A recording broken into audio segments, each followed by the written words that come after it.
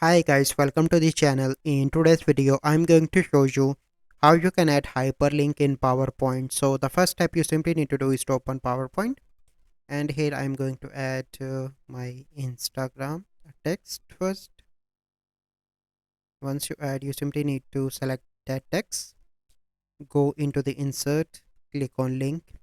Here you need to mention the link. So I'm going to add www.instagram.com and click on OK. So once here you can see that I added. So after that, someone click here, control plus click here, and he will redirect it to my Instagram, that link I mentioned. So here you can see that. So this is the process by which you can add a hyperlink in PowerPoint. So I hope you find this video helpful. If you find this video helpful, must like this video, subscribe to our YouTube channel for future videos. We'll see you in the next video. Thank you. Have a good day.